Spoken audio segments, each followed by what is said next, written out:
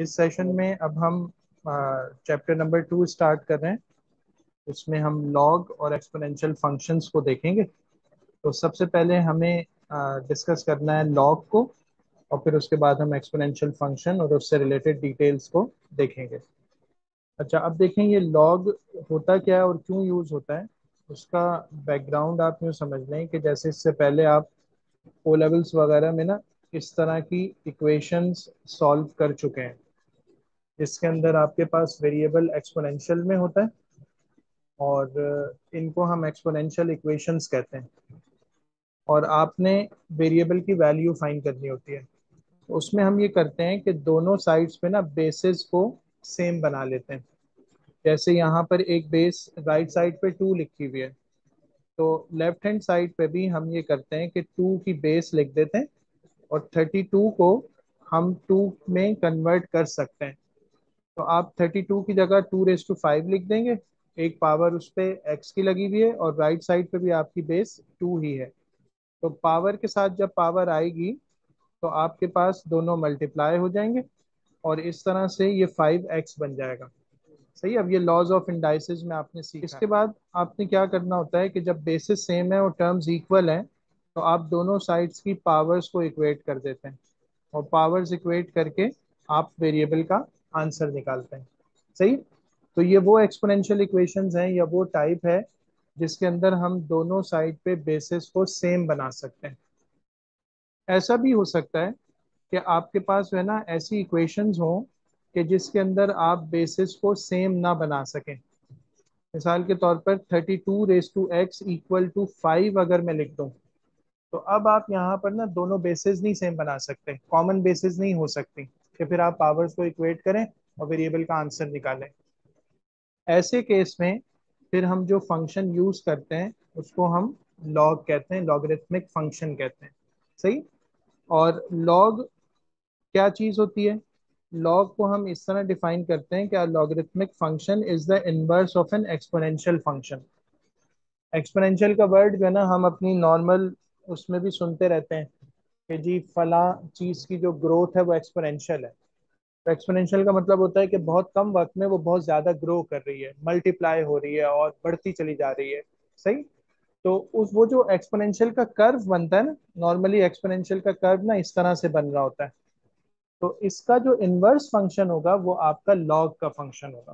ठीक है। और उसका जो कर्व बनता है वो भी इसका ऑपोजिट कर्व बनता है। तो अब इसके बाद जो है ना इसका जो ग्राफ है, जैसे ये आपके पास एक्सपोनेंशियल फंक्शन का ग्राफ है, y = 10 रेज टू x, उसका ग्राफ अगर आप देखेंगे तो वो इस तरह एक्सपोनेंशियली ग्रो करेगा। लॉग का जो ग्राफ होता है वो इसका ऑपोजिट होता है, वो आप यहाँ पे देख सकते हैं। ये जो रेड में बना हुआ है ये वाला ग्राफ लॉग का ग्राफ है, और उसके ऊपर जो ब्लू में बना हुआ है वो आपका एक्सपोनेंशियल का ग्राफ है। चलें, अब दूसरी इंपॉर्टेंट बात ये है कि लॉग और एक्सपोनेंशियल इक्वेशन ये आपस में रिलेट कैसे होते हैं। तो मिसाल के तौर पर अगर कहीं पर लिखा हो 10 raise to x equal to 6, ठीक है, तो ये इस तरह से लॉग में कन्वर्ट होगा कि x is equal to log to the base 10 of 6। ठीक है। करेंगे क्या हम जैसे लिखा है ना 10 रेज टू x और यहाँ पे लिखा हुआ है 6, तो हम यहाँ पर लॉग ले लेंगे टू द बेस 10।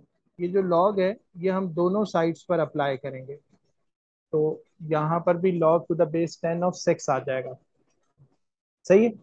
लॉग का जो फंक्शन होता है इसमें दो चीजें होती हैं इस तरह से। इसमें ये जो a है ये लॉग की बेस कहलाती है, और ये जो ऊपर लिखा होता है ये लॉग की पावर कहलाती है।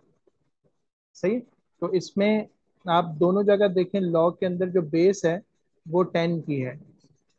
अब एक और लॉग का रूल है कि जब लॉग की बेस और पावर ये दोनों सेम हो जाते हैं तो आंसर 1 आ जाता है।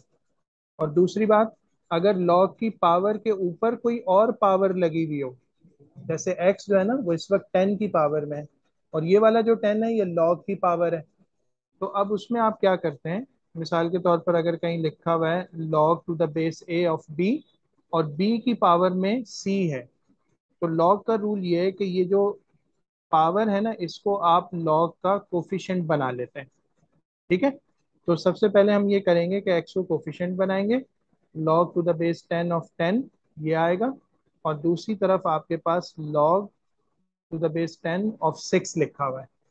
अब log की बेस और पावर अगर सेम हो गए, ये दोनों चीजें सेम हो गई, अभी 10 के साथ सेम है, किसी और नंबर के साथ भी सेम हो सकती हैं, तो ये हमेशा 1 बन जाएगा। तो आपके पास यहाँ पे 1 हो जाएगा, और log to the base 10 of 6, तो इसलिए ये x equal to log to the base 10 of 6 ये बन जाएगा। तो देखें 10 raise to x equal to 6 से हमने स्टार्ट किया और हम इस पे एंड अप हुए। अब मैं आता हूँ वापस उस क्वेश्चन पे। इस क्वेश्चन में हम दो काम कर सकते हैं। ठीक है, पहली बात ये कि आपका जो वेरिएबल है ना वो पावर में है, तो आपने इसको नीचे मूव करना है, और नीचे लाने के लिए लॉग की प्रॉपर्टी यूज होगी। सही। अब हम ये कर सकते हैं कि हम दोनों तरफ लॉग ले लें और उसकी बेस को 32 रख लें। इस तरफ भी log to the base of 32 ले लें, इस तरफ भी यही वाला log कंसिडर कर लें। ठीक है, अब पहला काम तो ये होगा कि जो पावर की पावर है वो कोफिशिएंट बन जाएगा, इस तरह की सिचुएशन हो जाएगी, और आपका ये वाला जो पोर्शन है ना, ये वाला, ये 1 हो जाएगा, तो इसकी जगह 1 आ जाएगा, और आपके पास log to the base 32 of 5, तो x का answer log to the base 32 of 5, जो भी कैलकुलेटर इसका आंसर निकालेगा वो इसका आंसर होगा। सही। नॉर्मली हम ये काम इस तरह करते नहीं है, हम क्या करते हैं, हम आम तौर पर log टू द बेस 10 को यूज करते हैं। तो अब मैं दोनों तरफ ना log टू द बेस 10 ले लेता हूँ। अब देखें, अगर log के साथ आपने बेस में कुछ नहीं लिखा यहाँ पर, तो इसका मतलब है कि ये log टू द बेस 10 है, और इस पावर का जो पावर है वो इसका कोफिशिएंट बन जाएगा, तो log 32, और यहाँ पर log 5 आ जाएगा। अब log 32 यहाँ मल्टीप्लाई हो रहा है, इसको अगर आप दूसरी साइड पे मूव करेंगे तो ये वहां जाकर डिवाइड करेगा। ठीक है, और फिर आप इसका आंसर कैलकुलेटर से फाइंड कर लेंगे, तो आपको अपने वेरिएबल का आंसर मिल जाएगा। We try to explain complex concepts in simple language and with effective examples. If you like the video and the way we explain the subject, consider liking this tutorial, commenting on it and subscribing to our channel and press the bell icon, so that you stay updated and get notified when we upload more videos. Thanks for watching.